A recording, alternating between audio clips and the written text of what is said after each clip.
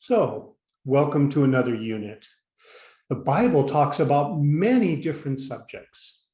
This time it's talking about business ethics. What's the proper way to do business? What's the proper way to deal with your clients, your customers, your fellow people in the business world? So here we go. Let's talk about business. So this is a parable. It's a story with an ending to help us learn things. So Luke chapter 16, starting in verse 1. He also said to his disciples, there was a certain rich man who had a manager. An accusation was made to him that this man was wasting his possessions. So we first of all have disciples. This is a student or a follower of a teacher. So your disciples is people following you. Disciples. Now we have this word manager. This is the person that runs the daily activities of a business, the boss. So this is called manager. Now we have accusation. A claim that someone has done something wrong or illegal, right?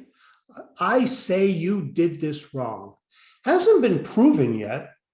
It's not a definite fact, but somebody says, wait a minute, that person's done something wrong. Accusation. So now we can put these words together. Disciples, manager, and accusation. He also said to his followers, there was a certain rich man who had a person who ran the daily activities of his business. A claim that he had done something wrong or illegal was made to him, that this man was wasting his possessions. Disciples, manager, accusation. He called him and said to him, what is this that I hear about you? Give an accounting of your management, for you can no longer be a manager. You can no longer be manager.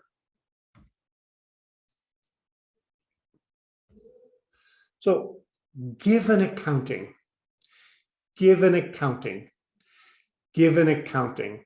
Just gives information about what you have done. If you give account or give an accounting, you're just giving information. Give an accounting. He called him and said to him, what is this that I hear about you? Give information about what you have done of your management, for you can no longer be manager, no longer be the boss.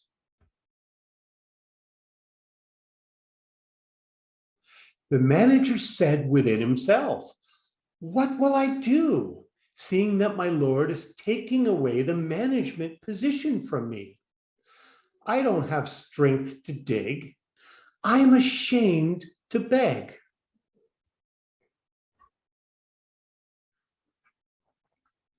Management position.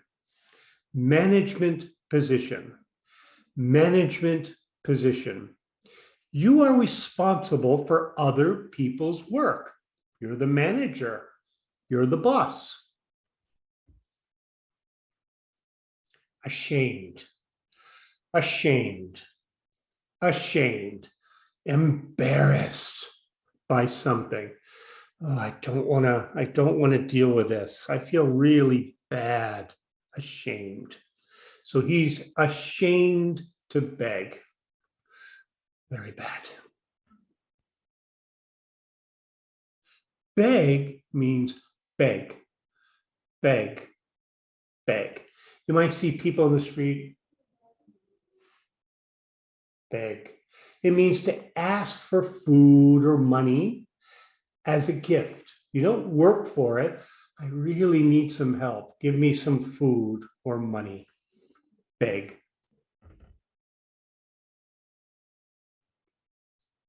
Then we have this putting it all together. Management position, ashamed, and beg. The manager said within himself, what will I do, seeing that my Lord is taking away the job responsible for other people's work from me? I don't have strength to dig. I'm embarrassed to ask others for food or money as a gift.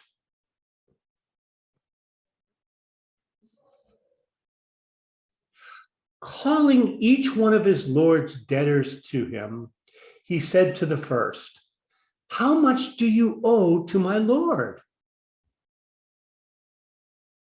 So we have this word debtors, debtors, debtors.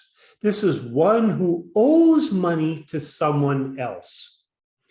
Way in the past, we had something called a debtor's prison, right? You owe money to someone, you can't pay it back, so you actually go to debtor's prison. This is especially true in England. Charles Dickens wrote a lot of stories that had this theme, debtor's prison. Debtors. Calling each one of his Lord's people who owed him money to him. Debtors.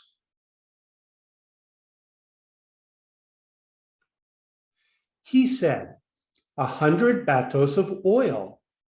He said to him, take your bill, sit down quickly and write 50.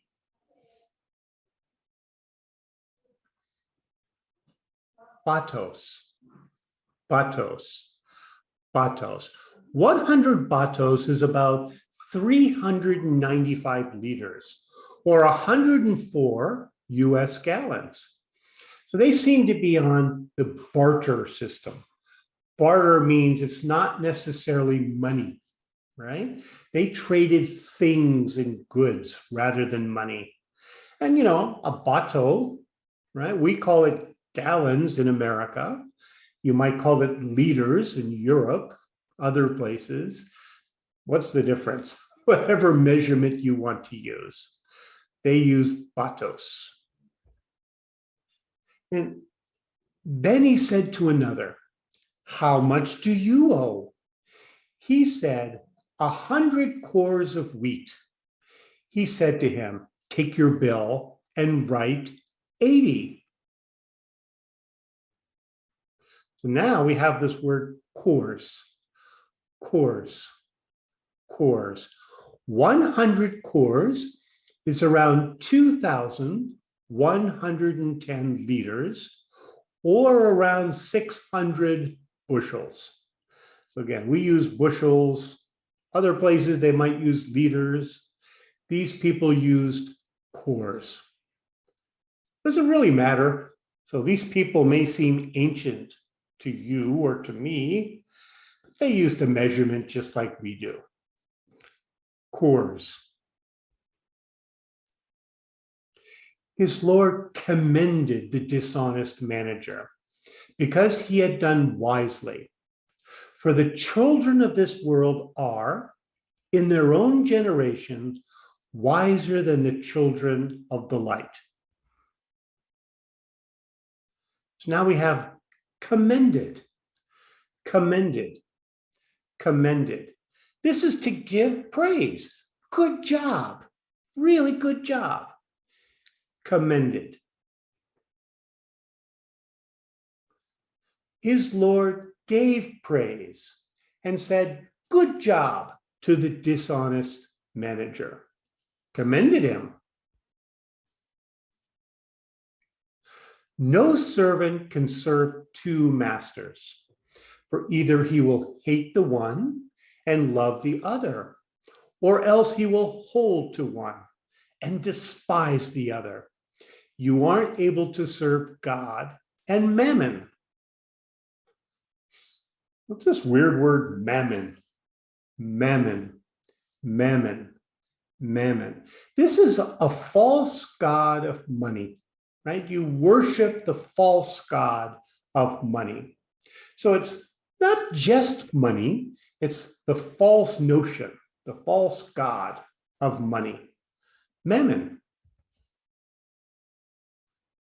You aren't able to serve God and the false god of money. Choose who you want to serve. Mammon.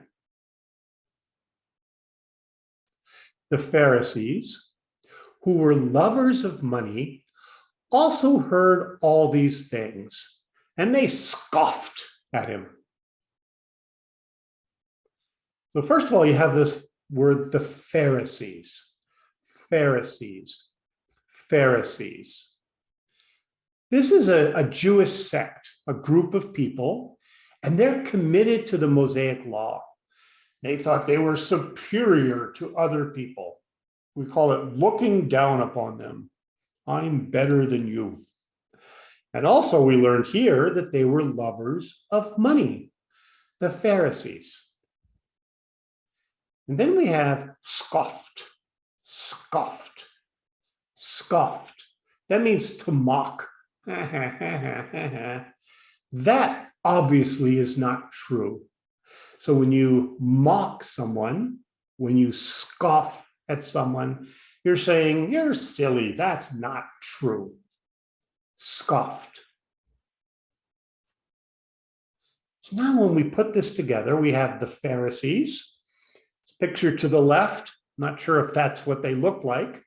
My view of them, the Pharisees, and scoffed. The Jewish group who followed the Mosaic law and thought they were superior to others, who were lovers of money, also heard all these things, and they said it was obviously not true. Pharisees scoffed. Now we have another parable from Matthew 18. This parable goes like this.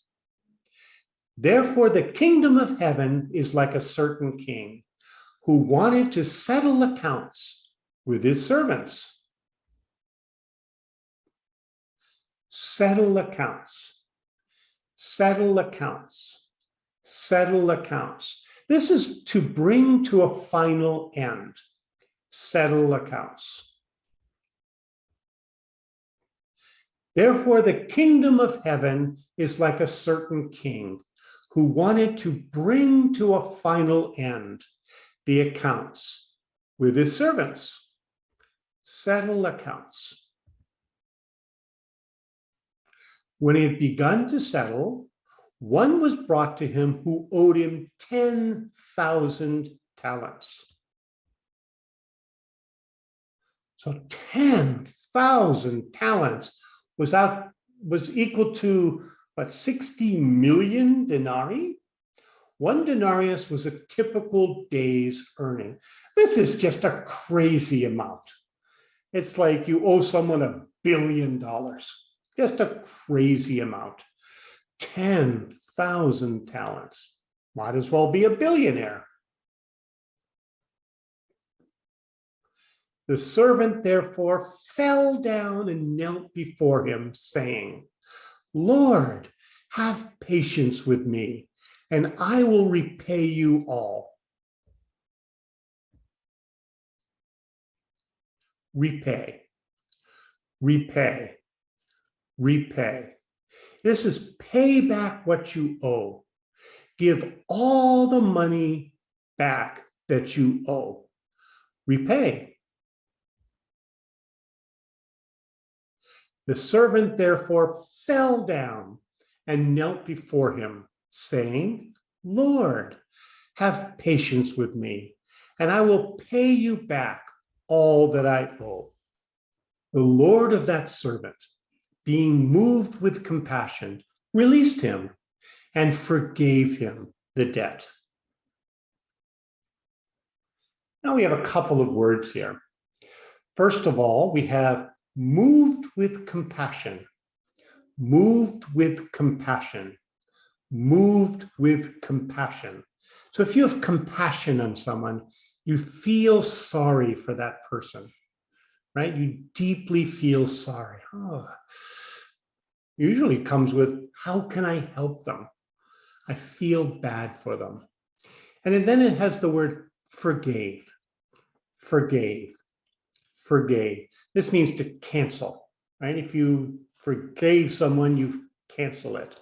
Also on a personal level, if you forgive someone, right? They did something bad to you, you cancel it, which means you never bring it up again. You forgive them, move on. I like this definition of cancel. The Lord of that servant felt sorry for him, released him, and canceled the debt. And remember, he owed like $1 billion. That was a huge thing for him to do. Moved with compassion, felt sorry, forgave him this huge debt.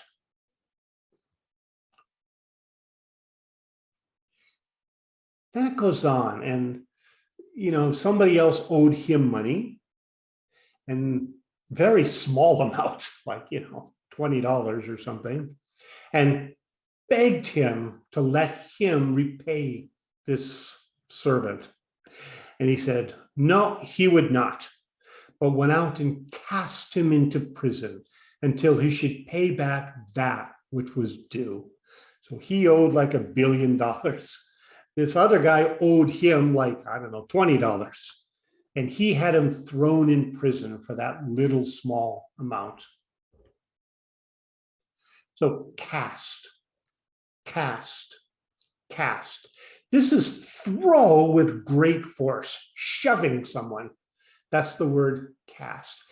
If you ever go fishing, we usually say cast, right? And it's the same idea. You throw with great force. So when you cast a fishing line, you throw it with great force. Right? And your hook lands way far into the lake. Same idea of cast here. And this time he cast them into prison. Threw them in prison with great force. Get into that prison. So that's where we stopped. Always amazed by the Bible, how many subjects it actually touches on. So this is a lot about business, right? So what does the Bible say about business? Don't have to follow any of this. It's just some good practical advice about business. So I hope you learned something. I hope your English gets better and better. And I hope your days are doing fantastic. Have a great time. Enjoy English. Enjoy everything about life. I hope to see you in the next unit. Have a great time. Bye.